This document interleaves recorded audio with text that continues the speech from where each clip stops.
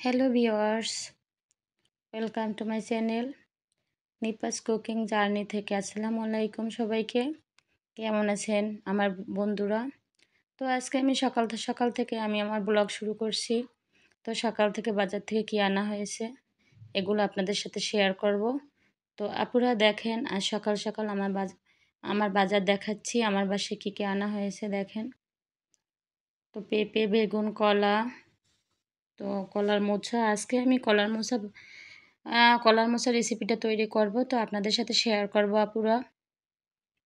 তো লেবু, চিংড়ি মাছ আনা হয়েছে। আমি আজকে এই চিংড়ি মাছ দিয়ে কলার মোচা রেসিপিটা তৈরি করব। তো আপনারা দেখেন আমি কি বাজার থেকে এনেছি, তো সব কিছু আপনাদের সাথে শেয়ার করলাম। তো আমার বাসার কাজের বুয়াকে আমি চিংড়ি মাছটা কুটতে দিলাম। তো সে মাছগুলো সবই কুটি বলবে, মোচা কুটতে দিলাম। তো সব কিছুই আমার বাসায় বুয়াই সব তৈরি করে দেয়, শুধু আমি রান্নাই করি। দেখেন আমি ডাল রান্না করেছি, তো আপনাদের সাথে পুরোটা শেয়ার করিনি। তো আমি ডালটা বাগার দিয়েছি, এটা আপনাদের দেখালাম। আমি ভাত বসিয়ে দেব। আমি অবশ্য কখনো চুলোয় পাতিলে ভাত রান্না করি না, আমি রাইস কুকারেই ভাত বসিয়ে দিই। আর আমি একটু কলিজা ভুনা করব। তো কলিজা ভুনাটা কিন্তু আমি অলরেডি চুলায় বসিয়ে দিয়েছি। কলিজা ভুনাটা অবশ্যই আপনি চুলায় ফুটাবেন। 5 মিনিট ফুটানোর পর দেখেন কলিজাটার উপর থেকে কতটা ময়লা বের হয়েছিল। তো আমি উঠিয়ে দেখেন কলিজার উপর প্রত্যেকটা পিসের উপরে কিন্তু একটা আবরণ থাকে, সে আবরণটা কিন্তু আমি আস্তে আস্তে উঠিয়ে ফেলছি। তো এপাশে কিন্তু আমি অলরেডি মোছার জন্য পেঁয়াজ, রসুন সব কিছু, পেঁয়াজ, কাঁচামরিচ সব কিছু দিয়ে দিলাম। চিংড়ি মাছ, তো আজকে আমি মোচাটা কীভাবে ভাজি করি আপনারা দেখেন। তো মোচাটা বসিয়ে দিলাম। আপুরা আমার রেসিপি যদি ভালো থাকে অবশ্যই আমাকে একটি সাবস্ক্রাইব করবেন এবং পাশে থাকবেন, এবং পাশে থাকা বেল বাটনটি অন করে দিবেন।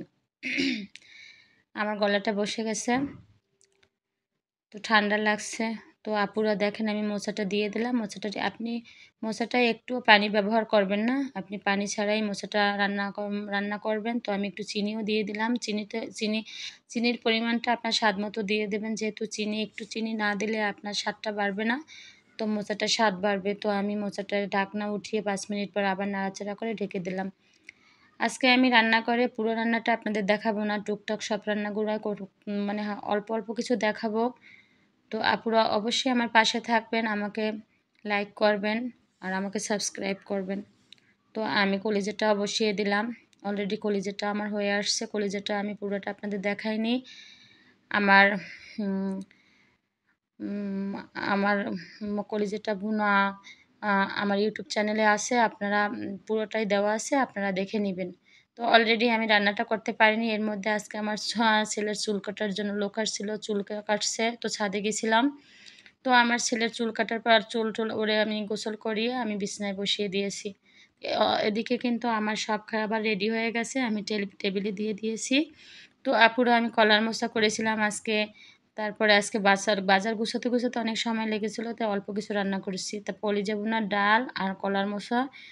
তো আমার ভিডিও যদি ভালো থাকে আপনারা লাইক করবেন, তো আমাকে ভালোবাসবেন। আল্লাহ হাফেজ।